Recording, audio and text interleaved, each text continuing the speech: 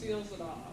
The plasticizers in the clear coat keep things flexible, keep things sealed, like as if you epoxy resin or something. You know, you've got a barrier. Because in a base coat, clear coat system, you have layers.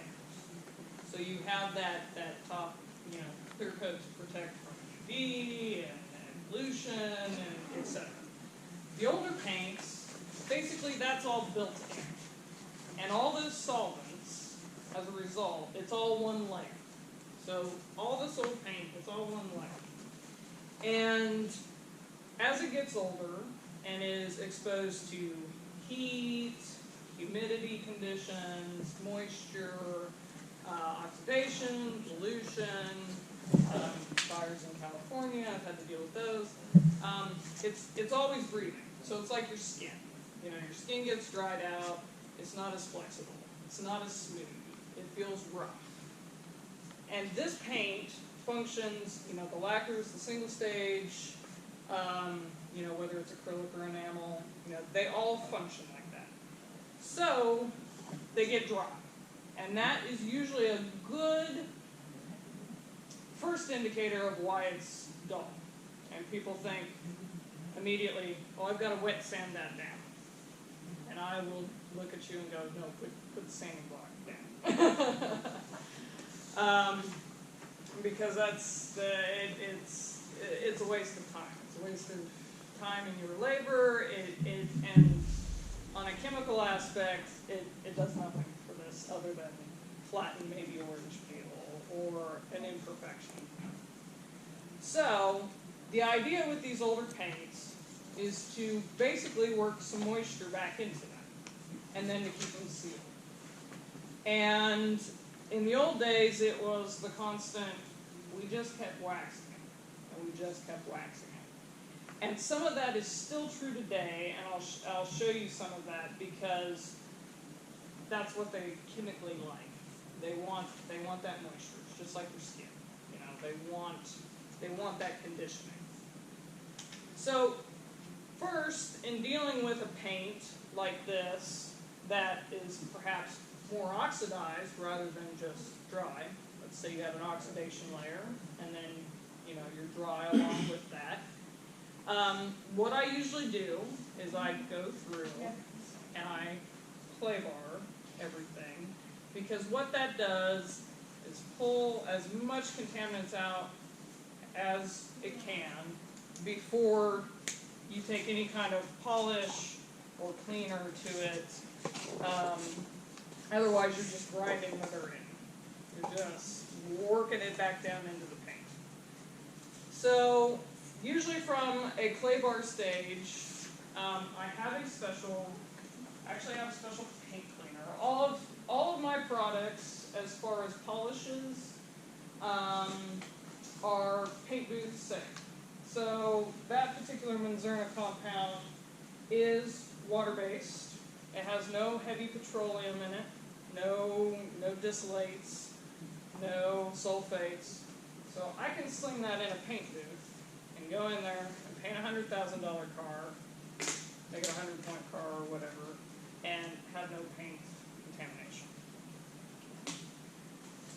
The older, some of the 3M compounds, and they're not bad because some of these older paints like those petroleum bases to some of those compounds. Companies like 3M and McGuire's are heavy in those distillates, though. So when you're slinging your compound across the room, that's why. So the petroleum distillates in it are, acting like oil. And so rather than keeping it on the panel, you're slinging probably, 50% of it across the room. So keep in mind when you're buying your polishes, your compounds, that it's not bad to use those compounds. But if you're frustrated with them, those are some of the things that, affect that. I have here, in just a nondescript bottle, I have a paint cleaner that is through Optimum Polymer Technologies, and I got connected in with them and with a paint correction guy in California. He was basically saving all of the museum and supercars out there from all the fires a while back. And so he was dealing with ash, he deals with pollution on a daily basis, and so basically this cleaner, it's kind of like a soap, but you can dilute it down with just water. You know, you can do it 10 to 1, you can do, you know, however thick you want it. The thicker, more soap-like you get it, the better it cleans the oxidation out of the paint, and helps, you know, prep everything for a good polish, for a good wax, so that you don't have to work as hard. And it's safer for the paint in the long term as well. So this is one thing that I use for the stuff that comes in that's really wrecked, and I've clay barred it, but I'm still like, oh, this is too dirty to work with. So I can give you more information on this towards the end of the seminar if you'd like, since this is a pretty nondescript model.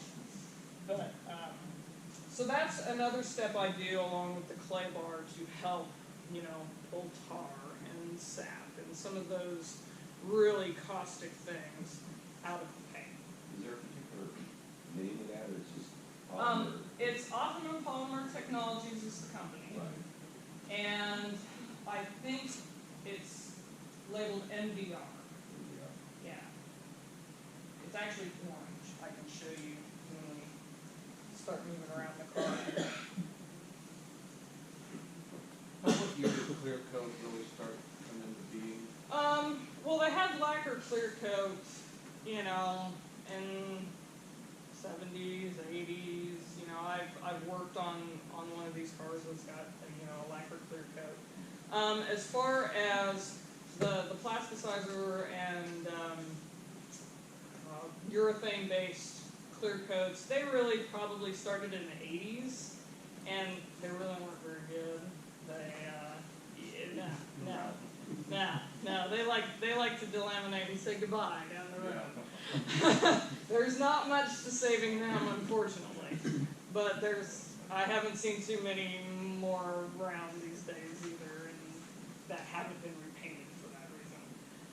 However, as the technology got better in the 90s and the 2000s, the urethanes got better, the resins got better, and you know, so there was more flex added to the urethanes and stuff. So the water-based paints nowadays are more alcohol-based, so they're not completely solvent-free, and that's another thing that a lot of people who go into a waterborne situation don't, you know, fully always understand. So they still can be rough on your health if you're not protected properly, and they dry really fast, and you have to usually have special airflow in your booth from all four corners to get them to dry properly, etc. So that technology is kind of like the clear coat in the 80s. It's good, but it's still very much developing every year at a pretty quick pace. I haven't quite kept up with it. But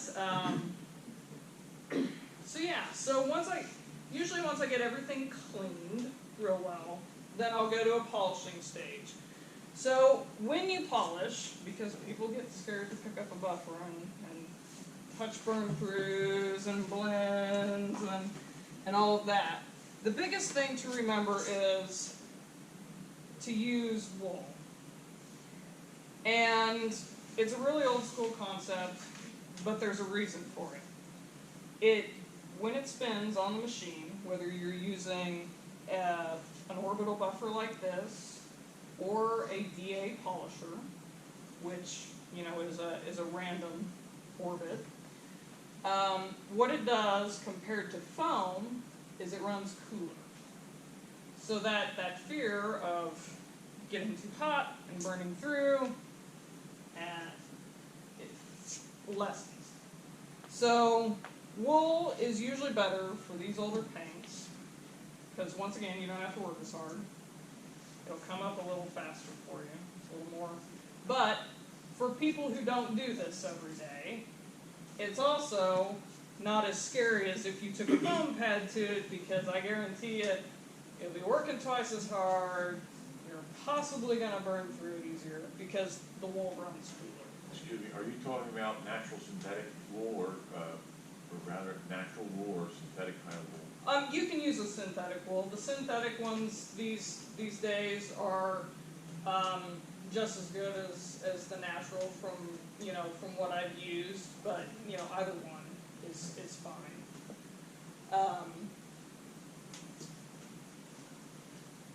So I usually on a really oxidized car, I will use the orbital. This car, I wish I would have brought my DA polisher out here. I needed it for another job, but this car is probably in good enough shape, except maybe for the gold here, to just take a polish or two. And the reason being is, if you feel it, it's still got a little slick to it. You don't want to.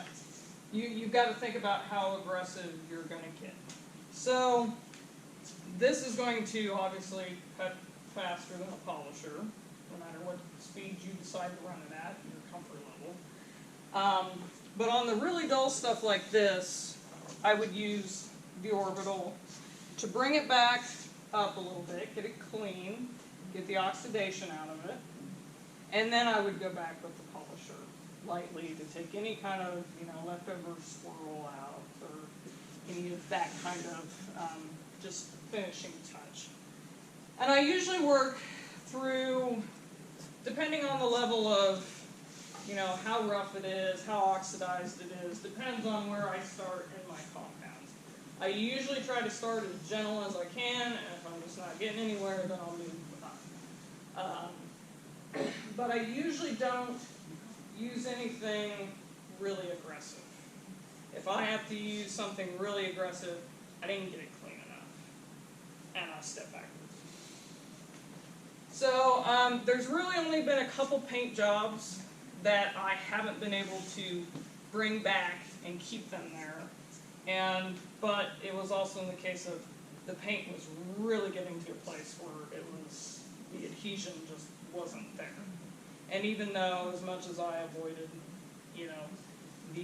the issues, it was just, that was one that was going to need a repaint. So I'll go through the whole car, and I'll polish, bring it up, and then I'll usually come along and give it a good wax. Now, with these old paints, some of them are dry enough that you could wax it and come back the next day and you feel like you haven't done any work. Don't pick the polisher back in. Come back and re-wax it. And you want a good quality Carnauba wax, and this is where I would say no synthetic wax, because it just won't work as well for you. You can do it, but it won't work as well for you.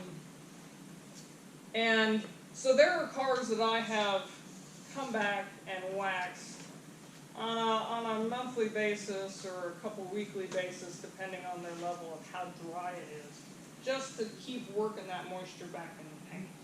And then when I feel that's kind of staying there, what I will do, if the customer or the collection is willing, is they come out with a new technology called ceramic coating.